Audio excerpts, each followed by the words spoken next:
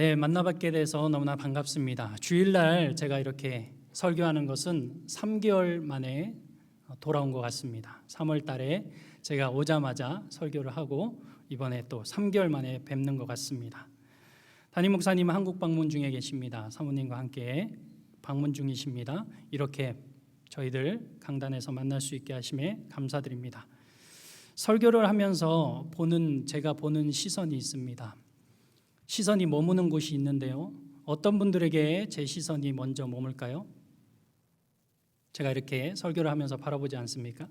먼저는 설교를 잘 들으시는 분들에게 시선이 갑니다. 또 어떤 분에게 시선이 갈까요?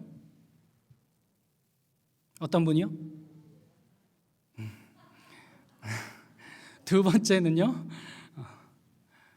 좀 설교를 잘 들으셨으면 하는 분에게 시선이 갑니다. 저분 잘 들어야 될 것 같은데 아니네요. 이렇게 시선이 가죠. 세 번째는 어떤 분에게 시선이 갈까요? 네, 아까 이렇게 표현해 주셨는데요. 어떤 분이죠? 조시는 분입니다. 결국은 모두에게 시선이 간다는 말입니다. 설교를 들으면서 함께 해 나간다는 것이 얼마나 어려운지 잘 압니다. 여러분들 꼼짝없이 앉아서 설교를 들어야 되는데요. 그러나 설교 안에서 함께 교감이 일어나면 하나님의 말씀으로 들을 때 우리가 아멘으로 화답하고 또 그 말씀 안에서 함께 은혜 누리게 될 줄로 믿습니다. 오늘 말씀은 선한 사마리아인 비유에 대해서입니다. 이 말씀은 우리가 너무나 잘 알고 있습니다. 잘 알고 있는 이 말씀을 설교로 또 전한다는 것이 얼마나 어려운지를 새삼 말씀을 준비하면서 다시 깨닫게 되었습니다. 그러나 이 선한 사마리아인 비유를 통해서 우리에게 어떤 말씀을 하고 싶으신지를 함께 진정한 의미를 찾아가 보도록 하겠습니다. 세상에도요, 선한 사마리아인 법이 있습니다. 여러분들 많이 들어보셨을 겁니다. 그 법의 의미는 뭡니까? 첫 번째는요, 선의의 의도로 위급한 환자나 위험에 처한 사람들을 구조했을 때 발생하는 사고에 대해서 면책해 주는 것을 뜻합니다. 또 두 번째, 이 선한 사마리아법은요, 위험에 처한 이웃을 보고도 내게 해가 되지 않음에도 불구하고 구조를 외면한 사람에 대해서 처벌하는 법입니다. 각국에 착한 사마리아인 법, 처벌 규정 등이 있습니다. 폴란드는 3년 이하의 징역이고요. 독일은 1년 이하 징역 또는 벌금, 러시아 6개월 이하의 징계 노동. 특이한 것은 북한도 들어있네요. 2년 이하의 노동 교화형. KBS에서 낸 거니까 정확한 자료인 것 같습니다. 세상에도요, 이런 법들이 존재합니다. 또 전통적으로 선한 사마리아인 비유하면 여러분들 어떤 게 떠오르십니까? 구제를 뜻하죠. 구제. 선하게 다른 사람들에게 베푸는 것을 뜻합니다. 저도요, 거기에 동참을 해보았는데요, 캐나다에 있을 때 이런 슈박스를 나눠주더라고요. 슈박스를 나눠주면 거기에 아이들 선물을 담는 겁니다. 나이대에 맞게, 그리고 성별에 맞게 선물을 담아서 보내주면 센터에서 모아가지고 그것을 이제 전 세계 크리스마스에 어린이들에게 보내줍니다. 처음에 1993년도에 2만 8천 개로 시작되었는데 현재는 2억 개, 170개국에 보낸다고 합니다. 엄청난 일이죠.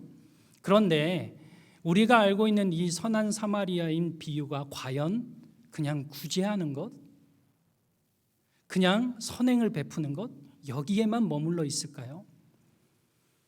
오늘 우리에게 하나님께서, 예수님께서 하시는 진정한 의미의 비유의 의미를 찾아보고 싶습니다. 첫 번째는 강도 만난 자가 누구인가 하는 것입니다. 율법교사가 나옵니다. 25절에 질문을 가지고 시작을 하는데요. 25절 볼까요? 어떤 율법교사가 일어나 예수를 시험하여 이르되 라고 얘기하고 있습니다. 여기서 예수를 시험하기 위해 다가온 율법교사의 의도가 무엇이겠습니까? 왜 예수를 시험에 빠뜨리려고 할까요? 이런 질문을 트랩 퀘스천이라고 합니다. 어떤 것을 선택하든지 간에 함정에 빠지는 거죠. 누가복음 11장 53절 54절 보니까요, 이렇게 나와 있습니다. 거기서 나오실 때 서기관과 바리새인들이 거세게 달려들어 여러 가지 일을 따져 묻고 그 입에서 나오는 말을 책잡고자 하여 노리고 있더라. 이런 거죠. 왜 그를 시험합니까? 어떻게든지 책잡으려고 하는 거죠. 왜 그럼 책잡으려고 하겠습니까? 이 율법교사로 대변되는 서기관 바리새인들은 종교적인 기득권을 가지고 있었습니다. 그들의 권위에 도전하고 세력을 이끌고 있는 예수를 가만히 두고 볼 수 없었습니다. 그래서 잡아서 죽이려고 한 거죠. 결국 그들은 예수 그리스도를 성령 모독죄로 몰아서 십자가에 못 박았습니다. 본격적으로 율법교사는 질문을 합니다. 25절 다시요.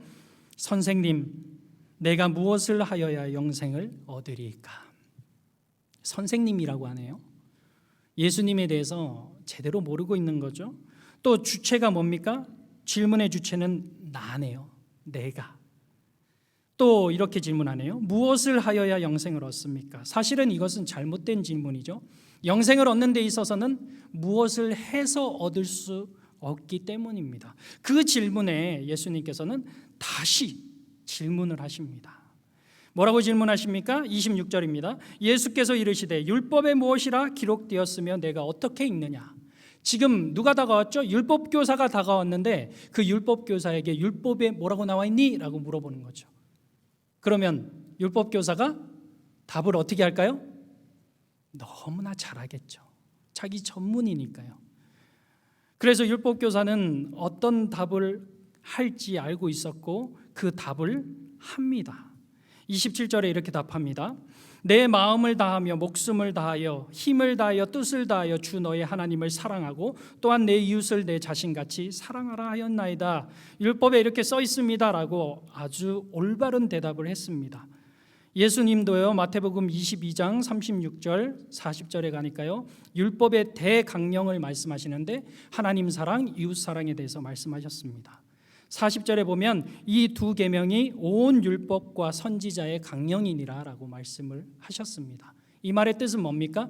율법과 선지자의 강령인 구약에 나와 있는 모든 것이 압축해서 만들면 하나님 사랑, 이웃 사랑으로 나온다는 거죠. 정확하게 율법교사는 대답을 했고 알고 있었습니다. 그런데 이것은 율법적으로는 완벽할 수 있을지 모르겠지만 뭔가 문제가 있었습니다. 예수님은 그러나 계속해서 이어가십니다. 28절 예수께서 이르시되 내 대답이 옳도다. 내 말이 맞아 라는 거죠. 그럼 예수님이 이 대답에 대해서 네가 맞다라고 인정을 하시는 걸까요? 아닙니다. 율법적으로는 내가 잘 아는구나. 지식적으로 완벽하구나. 그러나 아직 부족한 게 있다. 뭐죠? 그 뒤에 나오고 있는 말씀입니다. 이를 행하라. 그렇다면 행위로 구원받는 것에 대해서 예수님께서 말씀하신 걸까요? 아닙니다. 율법은 잘 알고 있지만 그들이 가지고 있었던 위선을 깨닫기를 원하시는 겁니다. 부자 청년은 어떠했습니까? 그는 예수님께 다가와서 영생에 대해서 물었습니다. 모든 계명을 다 지켰는데 무엇을 더 할까요? 라고 물었습니다. 예수님이 어떻게 대답하셨죠? 가서 내 소유를 팔아 가난한 자에게 주라. 그러나 그 부자 청년은 근심하며 예수를 떠났습니다. 다 알고 있는 율법이었지만 지키지 않고, 다 알고 있는 율법이었지만 위선적으로 행하는 그 행동에 대해서 예수님께서는 깨닫게 하고 싶으셨던 겁니다. 그러나 율법교사는 여전히 깨닫지 못하는군요. 29절 그 사람이 자기를 옳게 보이려고 또 질문을 합니다. 진짜 영생에 대해서 궁금해서 온 게 아닙니다. 예수를 책잡기 위해서 왔는데 또 뿐만 아니라 자기 의를 자랑하기 위해 왔다는 겁니다. 하나님을 사랑하고 이웃을 사랑하는 것에 있어서 나는 좀 괜찮게 하고 있습니다라고 자기의 의를 드러내기 위해서 그 사람은 왔다는 거죠. 하지만 아무리 구원받을 만한다 할지라도 율법적인 것으로는 구원을 받을 수 없습니다. 왜 그렇습니까? 율법의 요구는 100%를 만족시키지 않으면 불가능하기 때문입니다. 갈라디아서 3장 10절 말씀에 이렇게 말씀합니다. 무릇 율법 행위에 속한 자들은 저주 아래에 있나니 기록된 바 누구든지 율법책에 기록된 대로 모든 일을 항상 행하지 아니하는 자는 저주 아래에 있는 자라 하였습니다. 모든 일을 항상 행하지 않으면 율법으로는 구원받을 수 없다는 겁니다. 100% 율법에 순종할 수 있는 사람이 있습니까? 살아가면서 죄 짓지 않을 사람이 있습니까? 한 번이라도 죄를 지으면 탈락이라는 거죠. 거기에 대해서 예수님께서는 이제 30절에서 37절까지 선한 사마리아인 비유에 대해서 말씀을 하십니다. 30절, 예수께서 대답하여 이르시되 어떤 사람이 예루살렘에서 여리고로 내려가다가 강도를 만나매 강도들이 그 옷을 벗기고 때려 거의 죽은 것을 버리고 갔더라.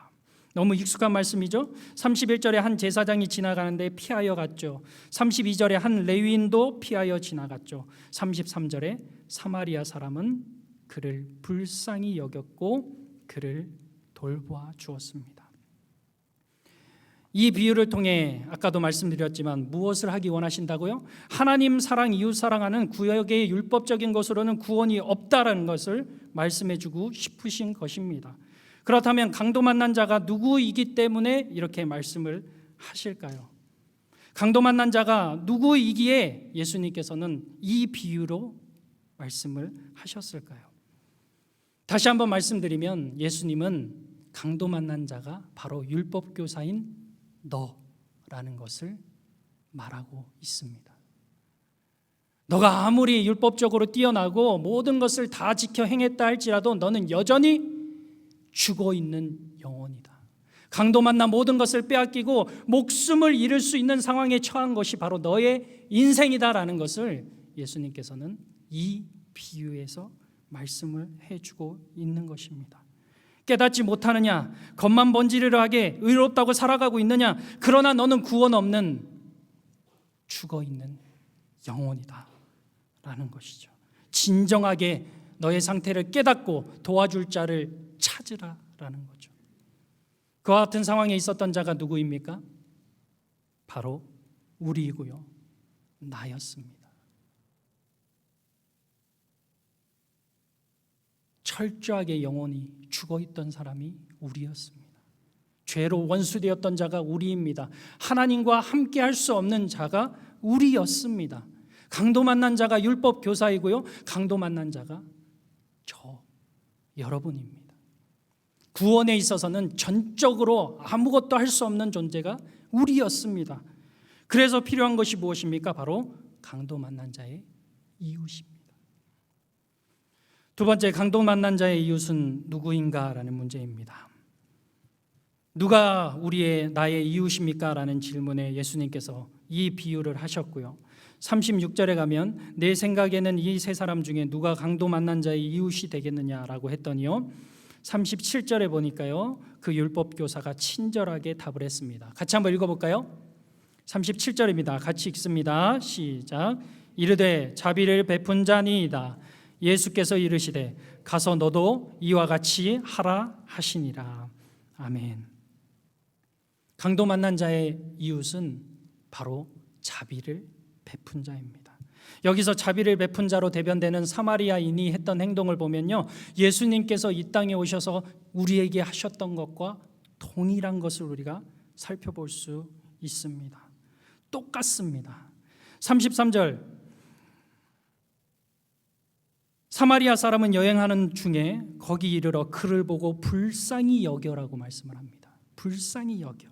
여기서 불쌍히 여긴다는 것은요, 창자가 끊어지는 듯한 아픔을 원어적으로 표현하고 있습니다. 그냥 불쌍하네 정도가 아닙니다.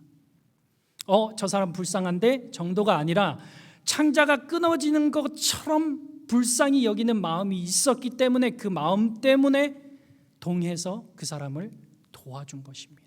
예수님도요, 그런 창자가 끊어지는 듯한 불쌍한 마음이 우리에게 있었기 때문에 우리를 구원해 주신 것입니다.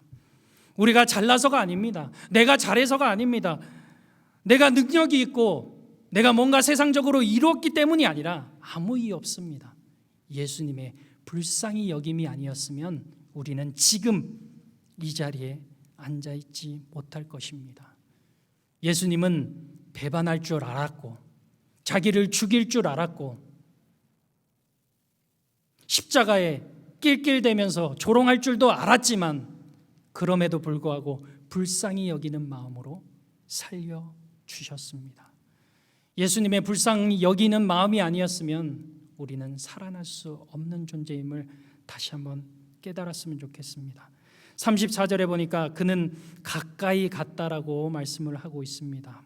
무슨 일이 일어날지도 모르지만 죽어 있는 것 같은 그 사람에게 가까이 갔습니다. 예수님도 높은 하늘의 보좌를 버리시고 낮은 인간의 모습으로 오셨습니다.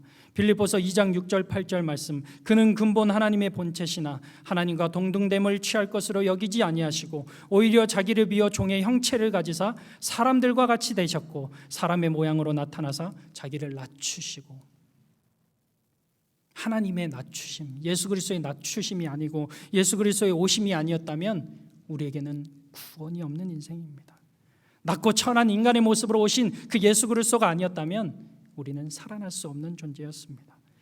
또 보니까요, 34절에 상처를 싸매고 자기 짐승에 태워 데리고 가서 돌보았다고 말씀하고 있습니다. 우리의 죄로 말미암는 십자가를 대신 지시고 우리를 하나님께로 데려가신 예수님. 그가 찔림은 우리의 허물이요 그가 상함은 우리의 죄악 때문이라. 그가 징계를 받음으로 우리는 평화를 누리고 그가 채찍에 맞음으로 우리는 나음을 입었도다. 우리는 다 양 같아서 그릇 행하여 각기 제 길로 갔거늘 여호와께서는 우리 모두의 죄악을 그에게 담당시키셨도다. 그 예수님 비용을 대신 지불했습니다. 35절에 가면 데나리온 2를 내어주며 이 사람을 돌보아 주라. 비용이 더 들면 내가 돌아올 때 갚으리라. 우리의 죄를 대신 지불하셨습니다. 대속하셨습니다. 인자가 온 것은 섬김을 받으려 함이 아니라 도리어 섬기려 하고 자기 목숨을 많은 사람의 대속물로 주려 함이니라. 이 사마리아인처럼 자비를 베푼 예수 그리스도께서 우리에게 오셨고 그분을 믿는 믿음으로만 구원받을 수 있는 길을 열어주셨습니다.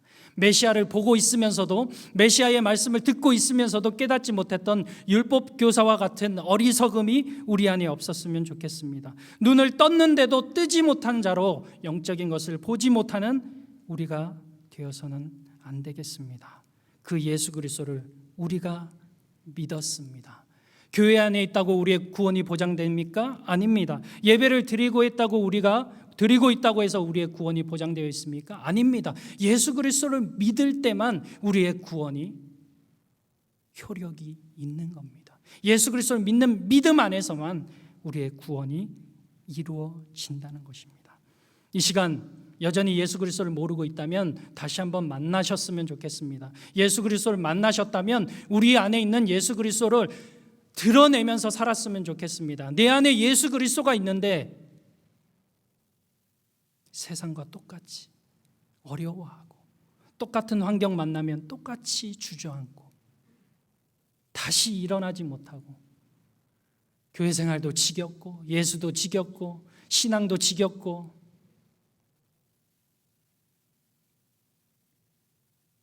예수 그리스도를 믿는 자답게 예수 그리스도를 만난 자답게 자비를 베푼 예수 그리스도를 만난 자답게 살아갈 수 있는 우리가 되었으면 좋겠습니다. 그래서 세 번째는요, 이와 같이 행하는 자는 우리가 되어야 됩니다. 31절 32절에 가면 제사장과 레위인이 그 강도 만난 자를 지나친 장면을 우리가 마주합니다. 그러면서 드는 생각이 뭡니까? 참, 지도자들이라고 하면서 어떻게 저럴 수가 있지? 율법을 제대로 따른다고 하면서 이웃을 사랑한다고 하면서 하나님을 사랑한다고 하면서 어떻게 저럴 수가 있지? 사실은요, 그런 사람들이 우리입니다. 생명보다 정결법을 먼저 생각한 자들이죠. 누구보다 율법을 잘 알지만 율법의 정신은 깨닫지 못한 자들이죠. 우리도 마찬가지로 알면서도 실천하지 않으면 저들과 다를 바 없습니다. 하나님을 사랑한다고요? 이웃을 사랑한다고요? 하지만 우리 안에 행함이 없고 우리 안에 그것으로 인한 하나님의 말씀을 쫓아 사는 모습이 하나도 없다면 우리도 동일하게 위선자입니다. 강도 만난 자는 구원이 필요합니다. 그는 구원해 줄 자가 반드시 필요합니다. 목숨이 달린 심각한 문제를 맞이했습니다. 그런 자들을 살리는 자들이 이와 같이 행하는 우리들 되어야 합니다. 전도에 대해서 말씀 많이 들었습니다. 예수님 전해야 된다고 말씀 많이 들었습니다. 그런데 우리는 다 하고 있습니다. 하면서 실제로는 아무것도 안 하고 있습니다. 마치 이런 거죠. 어떤 목사님이 이렇게 설명을 하시더라고요. 어떤 사람이 낚시를 가고 싶었습니다. 낚시를 가고 싶어서 장비를 막 사러 다녔어요. 이것도 사고 저것도 사고 좋은 장비들을 다 모아놨습니다. 낚시, 바늘, 미끼 아주 공부를 많이 해서 너무나 박사처럼 해놨습니다. 그런데요, 신기한 건 그 사람은 낚시를 하러 가지를 않습니다. 낚시 도구만 모으고 끊임없이 공부는 하는데 낚시는 안 해요. 뭔가 이상하지 않습니까? 전도에 대한 우리의 마음도 똑같다는 거죠. 전도해야 됩니다. 세미나도 많이 듣고요. 당위성도 알고 있고요. 말씀 안에서 전도해야 된다는 거 알고 있습니다. 이와 같이 행해서 자비를 베푸는 자 예수 그리스도 그분을 전해서 강도 만난 자인 죽은 자를 살려야 되는데 다 알고 있는데 마치 낚시를 직접 나가지는 않는 것처럼 우리가 이 자리에 앉아 있다는 겁니다. 하나님을 사랑하고 이웃을 사랑한다는 것은 빛바랜 구호가 돼서는 안 됩니다. 구제를 통해 남을 돕는 것 물론 좋습니다. 그러나 적극적으로 예수 그리스도를 전하고 살려야 하는 것이 우리의 사명입니다. 신앙을 갖게 된 계기에 대해서 설문조사한 것이 있어서 한번 가져와 봤습니다. 목회데이터 연구소에서 올해 발표한 자료인데요. 50, 60 세대에서는요, 예수님 믿게 된 계기가 주변이나 가족이나 친척 등이 59%를 차지한다고 합니다. 그리고 친구나 지인이 30%를 차지한다고 합니다. 20, 30세대에서는요, 가족 부모 영향이 77%이고 친구 지인이 17%의 비율을 가지고 있다고 합니다. 그러니까 사실은요, 스스로 오는 비율은 많지 않다는 겁니다. 뭘 통해서 왔다는 거죠? 다른 주변에 있는 가족이나 친구나 지인을 통해서 우리가 예수 그리스도를 믿게 되었다는 겁니다. 그런 의미로 봤을 때 우리가 지금 있는 자리에서 누군가를 살리지 않는다면 그 사람은 다시 살아날 확률이 줄어든다는 거겠죠. 20, 30세대에서 또 우리가 주목해야 될 것은 친구나 지인으로 인해서 구원받는 것보다 부모의 영향이 더 많다는 겁니다. 친구나 지인 보니까 예수님 별로 믿고 싶지 않다는 거죠. 사는 모습 보니까 별거 없다는 겁니다. 초등학교 이전에 65%가 교회를 다닌 자들이라고 합니다. 20, 30세대가요. 그래서 우리에게 중요하게 더 여겨지는 것이 뭐냐면 브릿지 사역인 것 같습니다. 어릴 때 예수 믿게 해야 됩니다. 프리케이, 프라미스드랜드, 어릴 때 예수 믿게 해야 됩니다. 그렇다면 우리가 주변에 살아야 될 영혼들을 살려야겠는데 어떻게 하면 살아날 수 있을까? 어떻게 하면 어린 영혼들을 살려야 될까? 고민해야 됩니다. 우리는 참 좋은 예배당을 가지고 있는데 우리 자녀들의 예배당 어떻게 해야 될까? 자녀들이 교회에 오게 하려면 어떻게 만들어야 될까? 이런 것들을 우리가 시대상에 맞게 고민해 나가면서 전도의 방향들을 생각해 나가야 됩니다. 제가 전도폭발 훈련을 받을 때가 있었습니다. 전도폭발 훈련이 뭐냐면요, 60분짜리 전도에 대한 내용들이 있어요. 그 내용들을 막 외워요. 구절들하고 60분 동안 복음을 제시를 할 수 있는 것을 외웁니다. 한 주 동안 가서 오전에 강의 듣고 오후에는 무조건 실습을 다 나갑니다. 제가 모르는 지역에 가서 과천인가요? 가서 무조건 나가서 뭐 공원이든 어디에 가서 훈련자하고 훈련생 같이 해서 막 전도를 나갑니다. 정말 곤욕스럽더라고요. 60분짜리 전문을 외워야 되는 것도 곤욕스러운데 나가서 아무 사람이나 붙잡고 전도를 해야 된다는 거 정말 어렵더라고요. 근데요, 그걸 하고 났더니요, 어떤 게 생겼는지 아세요? 제가 그 전도 폭발 훈련을 잘 마치고 이제 돌아왔습니다. 돌아와서는요, 길거리 돌아다닐 때마다 하나님 앞에 죄송한 마음이 드는 거예요. 로이로제처럼 걸렸어요. 뭐냐면요, 저 사람도 내가 복음 전해야 될 것 같은데, 지나갈 때마다 저 사람도 내가 복음 전해야 되는데, 저 사람도 전해야 되는데 잠이 안 오더라고요. 너무 노이로제가 걸려서 좀 내려놓긴 했지만요, 우리의 마음속에 어느 정도 이런 마음들은 좀 생겼으면 좋겠습니다. 하나님 아버지 앞에 우리가 살아가면서 내가 구원받았다면 여전히 살려야 할 자들이 우리 주변에 많다는 것도 좀 살펴봤으면 좋겠습니다. 자비를 베푼 예수 그리스도, 그분을 쫓아 예수 그리스도를 전하고 살아가는 모습이 우리의 삶이 되어야 한다는 겁니다. 영혼 살리는 것이 우리의 목적이 되어야 된다는 거죠. 그게 선한 사마리아인 비유에 숨겨져 있는 큰 비밀입니다. 강도 만난 자는 누구였습니까? 나입니다. 구원이 필요한 나임을 깨닫고 자비를 베푸신 예수 그리스도, 생명을 주신 예수 그리스도, 그분을 믿고 구원받아 구원의 자비를 베푸시는 예수 그리스도를 전하는 것, 그것이 진정한 비유의 의미였습니다. 결론적으로 그렇게 살기 위해서는 먼저는 교회는 크루즈가 아니라 구명정임을 기억하는 것이 필요합니다. 여러분은 교회에 와서 예배를 즐기기 위해서 오셨습니까? 여러분들 교회에 와서 우리끼리만 만난 것 먹고 좋은 건 누리러 오셨습니까?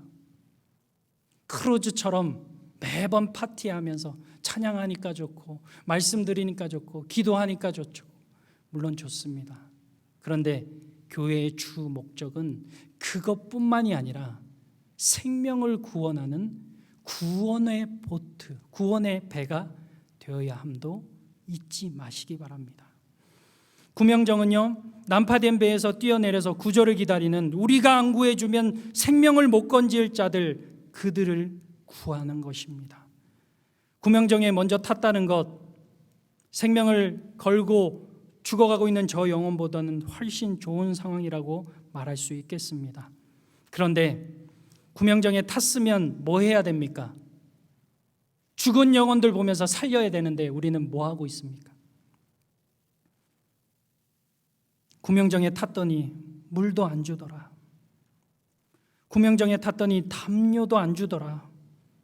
구명정에 탔더니 배고파 죽겠는데 먹을 것도 안 주더라. 마른 옷도 안 주더라. 그러고 있는 게 우리의 신앙생활이 아닌지 다시 한번 뒤돌아 봤으면 좋겠습니다. 우리는 여전히 예수 그리스도를 믿고 예수 그리스도를 향해서 살아가고 있습니다. 그런데 여전히 세상에는 죽어가는 영혼들이 많이 있습니다. 그런데도 그 영혼들의 관심이 없고 교회가 어떠니, 예배가 어떠니, 찬양이 어떠니, 교인들은 어떻고, 목사가 어떻고, 누가 있어서 교회 안 나가고 싶고, 누구 때문에 상처받았고, 이제 이런 이야기들은 좀 그만했으면 좋겠습니다. 생명이 경각에 달해 있는 영혼들이 저렇게도 많이 죽어가고 있는데 우리는 여전히 앉아서 우리의 신세 한탄과 불평불만만 쏟아내고 있습니다. 우리의 삶이, 우리의 얼굴이 전도지가 되는 인생들 되었으면 좋겠습니다. 저분 보면 온누리 교회 가고 싶어하는 교회 되었으면 좋겠어요. 여러분들의 인생이요, 저분 보면 나는 온누리 교회 가고 싶어하는 그런 전도지의 삶을, 예수 그리스도의 향기를 드러내는 삶이 되었으면 좋겠습니다. 옆에 있는 분들과 한번 인사해 보도록 하겠습니다. 여러분이 그리스도의 전도지입니다. 한번 인사하겠습니다.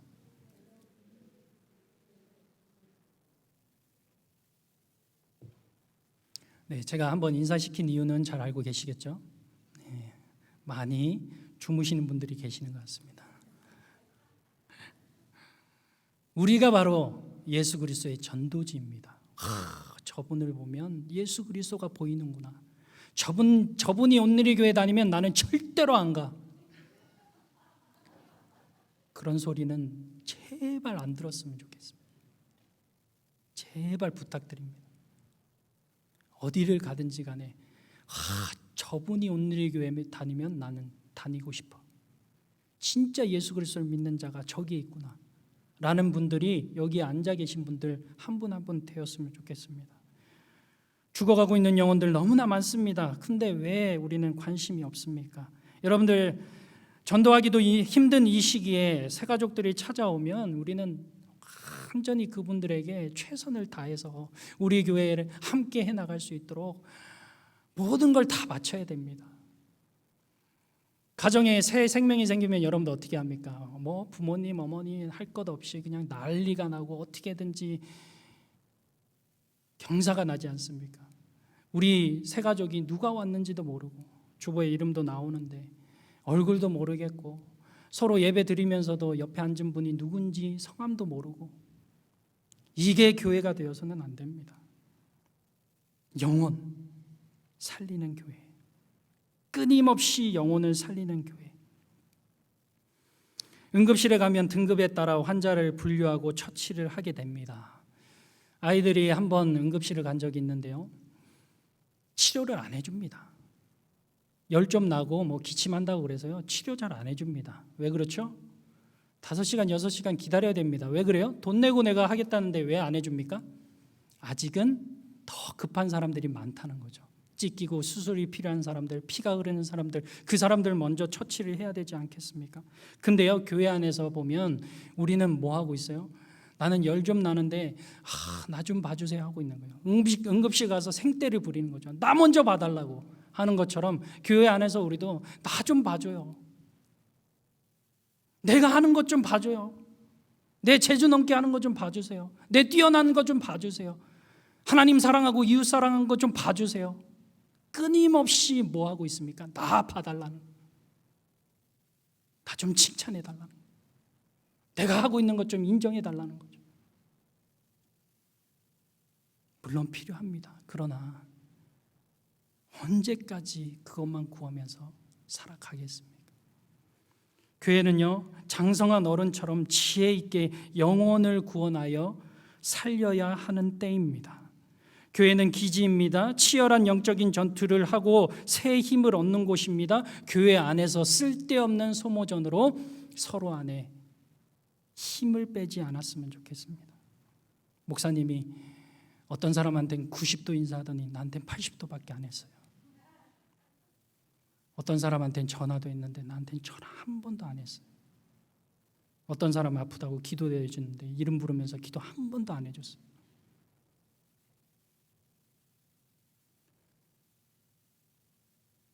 의원은 아픈 자에게나 쓸데있다고 예수님께서 말씀하셨습니다. 진짜 아픈 자들, 진정으로 아픈 자들이 필요하면 그렇게 해야겠죠. 그런데 여전히 나만 봐달라고 하지 않았으면 좋겠습니다. 교회는 크루즈가 아니라 구명정입니다. 영혼을 살려야 합니다. 두 번째는 다 알고 있으면 행하라입니다. 죽어가고 있는 영혼 피하면 위선자였습니다. 그 위선자가 우리입니다. 하나님을 사랑하는 자, 이웃을 더 많이 사랑해야 됩니다. 하나님을 위대하게 사랑할수록 내 있는 자리에서 영혼을 더 많이 살려야 합니다. 그런데 우리는 사도행전 1장 8절 말씀을 너무 곡해하는 경우가 있습니다. 땅끝까지 이르러 내 증인이 되리라 하니까요, 땅끝 가는 사람만 증인이 되는 것 같아요. 그리고 땅끝에 있는 사람만 잘하는 것 같아요. 그래서 선교사님들은 늘 잘하고 있는 거고 말씀 전하는 목사들은 좀 덜한 거고, 우리는 뭐 교회 안에 있는 우리는 매일 생활 사는 우리는 그냥 아무것도 아닌 거고, 아닙니다. 땅끝까지 이르러 내 증인이 되라고 하기 전에 예수님께서는 뭐라고 말씀하셨습니까? 먼저는 예루살렘과 온 유대 거기부터 증인이 되라라고 말씀하신 겁니다. 땅끝만 우리의 이웃이 아닙니다. 여러분, 아프리카에 있는 내가 한 번도 본 적이 없는 사진으로 보는 그 아이들은 여러분들 얼마나 사랑하십니까? 너무나 사랑하시죠. 근데 내 주위에 있는 사람은 죽어도 사랑 못합니다. 나한테 잘못한 사람, 나한테 말로 상처 준 사람, 행동으로 상처 준 사람, 교회 안에 누구 절대로 용서 못합니다. 너무 먼 곳에 있는 이웃도 사랑하지만 가까이 있는 온 유대와 예루살렘, 내가 속한 곳도 사랑할 수 있었으면 좋겠습니다. 아니요, 사랑해야 됩니다. 먼 곳에 가서 선교하기를 원하십니까? 나는 어디에 가서 선교하는 거 너무나 좋아합니다. 그러나 여전히 내 안에 속한 곳에서 한 명도 살리지 못하고 있다면 위선입니다. 내가 속한 곳에서 한 명도 못 살리면서 저는 선교 가서요 100명, 1000명 하나님 앞에 살릴 겁니다. 위선입니다. 한 번도 수술 안 해봤는데 내가 갑자기 심장 수술을 할 수 있어요? 못하죠. 영혼 한 번도 안 살려봤는데 땅끝에 가면 내가 영혼을 살릴 수 있을 것 같습니까? 불가능합니다.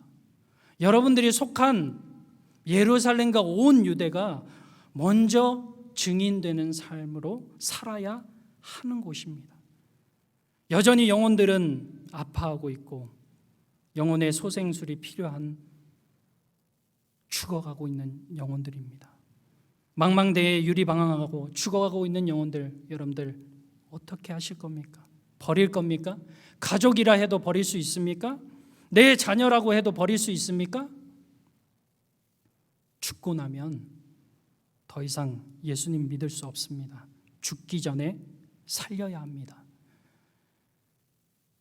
예수 그리스도가 필요한 나, 구원받은 나, 이와 같이 행하여 살리는 나. 선한 사마리아인 비유에 담긴 진정한 의미입니다. 다시 한번 깨닫고 하나님 아버지 앞에 영혼을 살리는 곳으로, 내가 속한 곳을 영혼을 살리는 곳으로 뒤로 숨지 말고요. 직장에 가서 나 예수님 믿는다고 하면 손해보니까, 손해볼 것 같으니까 안 밝히고 대충 세상 사람들하고 똑같이 살아가고, 교회 안에서조차도 다른 사람 사랑하지 못하고 하나님 사랑한다고 하면서 이웃을 바라보지 못하는 그런 모습으로 살아가서는 안 되겠습니다. 영혼 살리는 교회, 영혼 살리는 우리, 영혼 살리는 나 되시기를 예수 그리스도의 이름으로 간절히 축복합니다. 아멘.